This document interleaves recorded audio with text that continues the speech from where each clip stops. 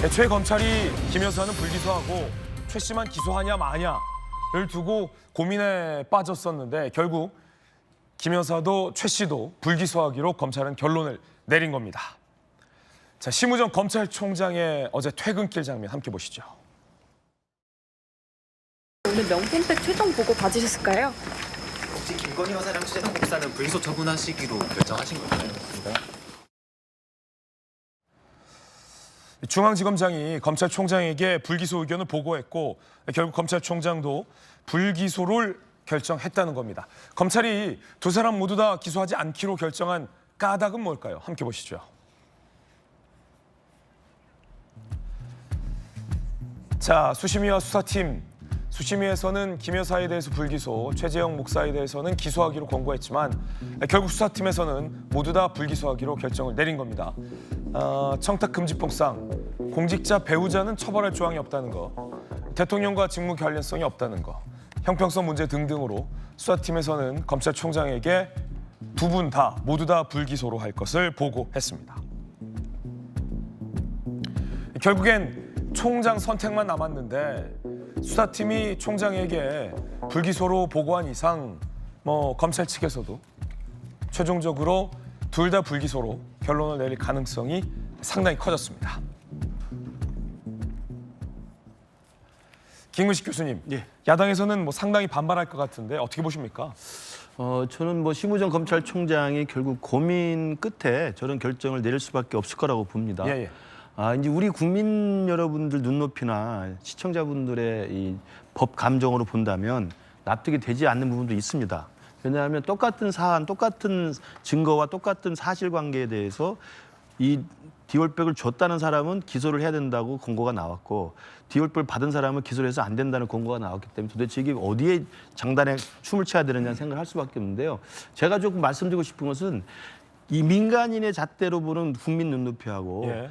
이 수사와 사법 처리를 그 대상으로 하는 법리를 따지는 검찰의 시각은 좀 다를 수 있거든요. 예. 그런 면에서 보면 저는 수사심의위의 양쪽 다른 결과가 나왔다 하더라도 중앙지검장이나 검찰총장이 증거와 법리에 따라서 법률적으로 불기소 처분을 하는 것은 저는 충분히 이해할 만한 일이라고 생각하고요. 예. 이에 대해서는 그때 이원석 전 검찰총장 이야기했습니다만 현명하지 못하고 잘못된 처신을 했다고 해서 법으로 재단할 수는 없는 게 또 현실이라는 거예요. 그러니까 정치적 도의적으로는 문제 삼을 수 있지만 법리적으로 사법적 처리 대상은 아니라는 게 아마 이번 검찰의 저는 결론이라고 보고 그럼에도 불구하고 저는 이 김건희 여사가 어떻게든 수사 사건, 이 검찰의 수사가 마무리가 되면 그 처분 여하에 따라 상관없이 저는 분명히 사과를 하는 게 필요하다고 생각합니다. 그러니까 당연히 야당에서는 반발할 것이고 예. 국민들도 적지 않은 분들이 굉장히 불만을 이야기할 수 있으니까 김건희 여사는 이번에 불기소 처리가 나더라도 저는 때와 장소를 찾아서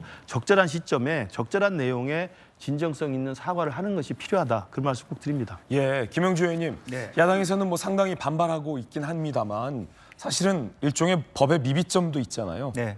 배우자가 받은 것은 처벌할 수 없다라는 규정, 체제의 이런 법의 미비점들도 조금 보완될 필요성도 있어 보여요. 그러니까 이번 사건에 대해서 우리가 좀 교훈을 얻어야 될 게 몇 개 있습니다. 네. 첫째, 방금 앵커가 얘기한 청탁금지법상의 법의 허점이 있다는 거죠. 그러니까 배우자의 부분에 대해서는 사실은 우리가 일반인들이 비난할 수 있는 그런 조롱거리가 될 수 있는 거죠. 배우자한테 주는 거는 괜찮더라. 오히려 또 그걸 미리 주고 난 다음에 이번 사건이 또 그걸 미리 녹화나 녹음해주면 빠져나갈 구멍이 생기더라. 이런 비아냥거리는 부분은 첫째 민주당과 여야 모두가 빨리 힘을 합쳐서 허점을 메꿔야 된다는 거고 네. 두 번째 문제는 수심위의 문제입니다. 수심위원들이 여러 사람이 있는데 어떤 사람이 들어가냐에 따라서 어떤 수심위는 불기소, 어떤 수심위는 기소. 이건 복불복이다. 그러면 수사심의를 복불복으로 하는 거예요? 그 아무 의미가 없는 거죠. 누가 수사심의위원으로 누가 들어오더라도 보다 심도 깊은 단일한 잣대를 가지고 심의할 수 있어야 되는데 그것에 문제가 있다는 거죠.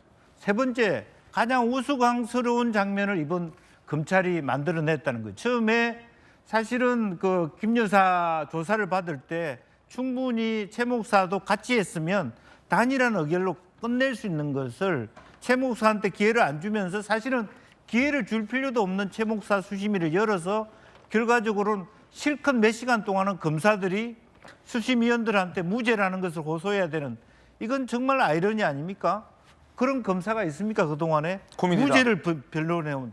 그 사실은 그 처음부터 검찰이 이 사건에 대한 대처가 잘못됐다 그런 비판을 할 수밖에 없습니다. 피의자는 자신을 유죄라고 주장하고 네. 검찰은 그 피의자를 무죄라고 무죄라고 주장하는 주장 그런 게 말이 됩니까? 일종의 코미디다. 코미디죠. 검사가 뭐 하는 사람들입니까?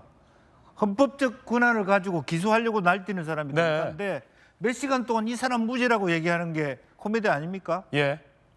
전용기 의원님, 야당에서는 어떻게 보세요? 뭐 당연히 문제가 있다라고 봅니다. 목은 왜셨어요? 어저께 본회의장에서 계속 여당과 설전을 벌이다가 네. 목이 좀 쉬었는데 우리 시청자 여러분께 송구스럽다는 말씀드리겠습니다. 아, 어제 그 야당 쪽에서 뭐 윤석열 요 얘기 나왔었던. 그 소리를 좀 크게 지르다가 목이 좀 네. 잘못됐습니다. 예. 그 김건희 여사 관련해서는 김용태 의원은 목 하나도 안 나갔던데. 열심히 안 하는 겁니다. 그렇군요. 김건희 여사와 관련돼서는 검찰이 왜 본인의 판단의 잣대를 들이대는지 모르겠습니다. 예. 검찰이 판단과 잣대로 유무죄를 정확하게 기소의 의견을 낼 수 있다라는 것도 국민들께서는 의아해야 할 것 같습니다. 그리고 법의 미비를 말씀하시는데 그 박근혜 최순실 게이트도 그 관계에 의해서 일어났던 일이기 때문에 처벌받았던 사례가 있습니다. 예. 그런데 배우자인데 이렇게 법의 미비라면서 처벌할 거리가 없다라고 네. 할 수 있습니까? 야당에서는 특검을 해야 된다라고 강력히 주장하는 이유가 바로 검찰의 판단에 의해서 나오는 행위이기 때문입니다. 예. 자, 우리 뭐 전용기 의원 목소리가 많이 나갔고 공교롭게 앵커도 좀 목 상태가 좋지 않아서 시청자분들께 양해 말씀 부탁드립니다. 어제 이제 국회에서 여야 간에 어떤 고성 공방이 있었고 그 고성을 지르는 와중에서 이제 전용기 의원의 목소리가 좀 나간 것 같습니다. 잠시 후에 그 내용도 저희가 전해드릴 텐데 김용태 의원님 예. 목소리 말짱하네요. 제가 봤을 때 그 소리 질러서 나가신 게 아니고 우리가 끝나고 어제 전용기 의원하고 여야 몇몇 의원들이 예. 저녁을 먹었어요. 그래서 그 자리에서 이제 여러 가지 감정도 있고 한 걸 앙금을 풀면서 소리도 지르다 하다 보니까 그 자리에서 좀 나간 거 아닌가 생각이 듭니다. 그렇군요. 자, 지금 야당에서는 어떻게 김 여사에 대해서 처벌을 안 할 수 있느냐라는 강한 비판이 나오고 있거든요. 예. 그러니까 이거는 사실상 검찰이 자초한 문제라고 저는 생각이 돼요. 처음에 그 김 여사가 고발된 뒤로 수개월이 지났는데도 사실상 검찰이 뒤늦게 수사팀을 꾸렸었고 그 수사팀이 꾸려지자마자 열흘 만에 수사지휘부가 바뀌었습니다. 그 수사지휘부가 또 바뀌었는데 수사를 하다가 심지어는 검찰총장 패싱 논란도 불거졌단 말이에요. 그렇죠. 그 뒤에 이원석 전 총장이 검찰 그 수사심의위원회라는 카드를 꺼냈는데 이것이 공교롭게 그 당시에는 최 씨한테는 해당이 안 되었던 건데 시민들이 검찰 그 시민수사위원회에 제기하면서 이것도 받아들여졌단 말이에요.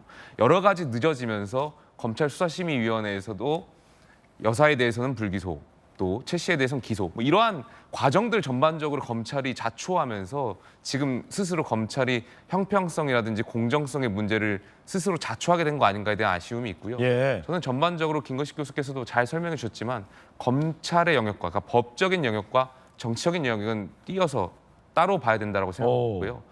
정치적인 영역에서는 어쨌든 여사에 대한 것이 법적으로 문제가 없다고 하더라도 지금 국민들 앞에서는 한번 여사께서 지금까지 있었던 상황에 대해서 입장을 표명하시고 활동하시는 게 바람직하지 않을까에 대한 생각이 있습니다.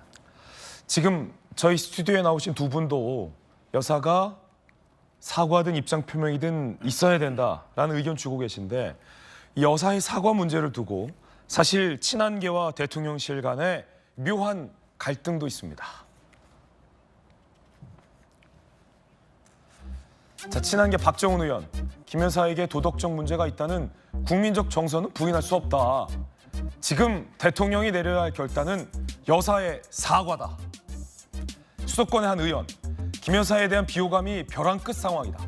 당장 리스크를 해결하지 않으면 공멸한다. 라는 센 발언들도 나오고 있습니다. 자, 이에 대해서 대통령실에서는 입장이 다릅니다. 대통령실 관계자, 사과 결심은 김 여사가 해야 할 문제다. 또 다른 대통령실 관계자, 사과하면 진정성 없다면 또 다른 욕을 할 것이다. 친윤계 의원은 국민 피로감 느낀다. 사과해서 키울 이유 없다. 지금 이 친윤계 의원들하고 당내에서 친한계 의원들의 인식 차이가 상당한데 김구식 교수님, 예. 여사의 사과 필요합니까? 필요 없습니까? 저는 이건 뭐 국민들이 답을 다 알고 있고 저는 김건희 여사 본인도 저는 알고 있을 거라고 생각합니다. 막말로 이번에 전당대 당대표 출마했던 4명의 후보, 그게 친윤계 후보도 있었고 뭐 한동훈 대표도 있었습니다만 그 4명의 후보가 공개적인 방송 토론회에서 다들 김건희 여사가 사과가 필요하다는데 다 동의를 했어요. 예. 그리고 심지어 대통령께서도 금년 들어서 2차례나 걸쳐서 공개적인 자리에서 아쉬운 게 있다. 그리고 국민들한테 좀 사과를 드려야 된다고 생각하고 죄송하다, 송구하다 이런 이야기를 했습니다. 그러니까 본인만 빼고는 당내의 거의 모든 사람들의 생각 그리고 부군이신 대통령도 생각이 이게 좀 송구스러운 일이라고 정리가 된 사안입니다. 그리고 이제 검찰에서 법리적 이 사건에 따라서 마무리가 이제 불기소로 처리가 되는 거거든요. 그러면 저는 지금 이 타이밍이 적절한 시점이라고 생각해요. 더 이상 논란거리가 다 종료가 되면서 검찰에서 불기소로 정리를 했으니 이제는 정치적, 도의적 차원에서 이제 여사가 본인이 나서서 사과를 할 때라는 생각이 들고요. 이 부분에 대해서 대통령실 관계자나 친한계 의원 같은 경우는 뭐 더 키워진다고 이야기를 하는데 그게 말이 됩니까? 잘못했을 때는 잘못을 가장 투명하고 진정성 있게 사과를 하는 것이 모든 것에 대한 시작이라고 생각하고 문제를 해결하는 저는 첫 단추라고 생각을 하는데 눈치를 보인다. 그다음에 한 번 사과하면 계속 또 다른 걸 요구할 것이다.